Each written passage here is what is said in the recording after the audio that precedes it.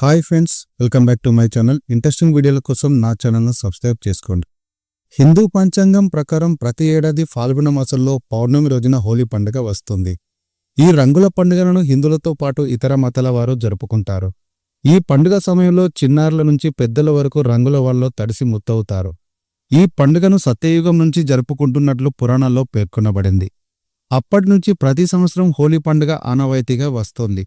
హోలీ అంటే అగ్నికి సంబంధించినది. దీన్నే హోళికా పూర్ణిమ అని అంటారు. ఈ సమయంలో కాముని దహనం, డోలికోత్సవం వేడుకలను జరుపుకుంటారు. తెలుగునాట హోలీని కామదహనం లేదా కాముని పౌర్ణమిగా పిలుస్తారు. పురాణాల ప్రకారం తారకాసురుడు అనే ఒక రాక్షసుడు అమిత బలంతో ఋషులు ప్రజలను బాధించసాగాడు. అతనికి శివుని సంతానం చేత మాత్రమే మరణం జరుగుతుందంటే వరం ఉండడంతో అతనికి అడ్డుకట్ట వేయడం చాలా కష్టమైంది. శివుడు దీర్ఘకాలం తపస్సులో ఉండడంతో పార్వతిని ఆశీర్వదించేందుకు కాముడు తన ప్రేమ బాణాన్ని ప్రయోగించాడు. తపస్సుకు భంగం కలిగిన శివుడు కోపంతో తన మూడో కన్నును తెరిచాడు. దాంతో కాముడు భస్మమయ్యాడు. ఈ సంఘటనను గుర్తు చేసుకుంటూ హోలీ పండుగ నాడు కామదహనం నిర్వహిస్తారు. హిరణ్యకశిపుడు ప్రహ్లాదుని చుట్టూ తిరుగుతుంది. హిరణ్యకశిపుడు విష్ణుదేశిగా ఉండగా అతని కుమారుడు ప్రహ్లాదుడు పరమ విష్ణు భక్తుడు. ప్రహ్లాదుని హతమార్చాలని చేసిన అన్ని ప్రయత్నాలు విఫలమయ్యాయి.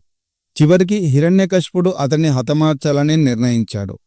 హిరణ్యకశిపుని చెల్లెలు హోళికకు అగ్ని దహింపజేయాలనే వరం ఉంది. ఆమె ప్రహ్లాదుని ఒడిలో కూర్చొని పెట్టుకొని మంటల్లో కాల్చాలని ప్రయత్నించింది.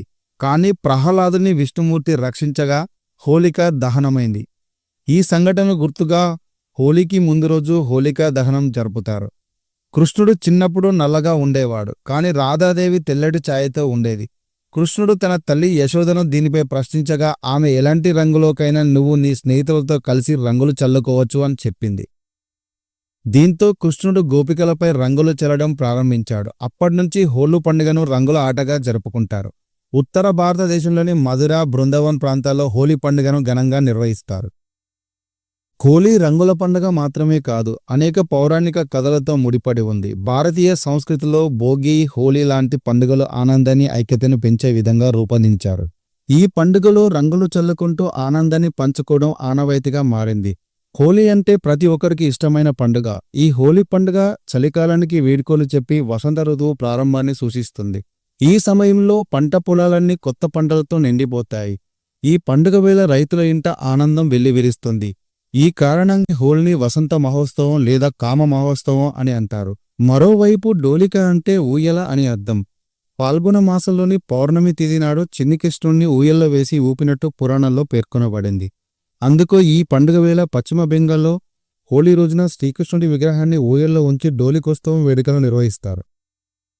ఈ హోలీ రోజున కృష్ణుడు రాధను ఊయల్లో ఉంచి రంగులు చల్లినట్లు పెద్దలు చెబుతారు. మరిన్ని ఇంట్రెస్టింగ్ వీడియోల కోసం మన ఛానల్లో సబ్స్క్రైబ్ చేసుకోండి.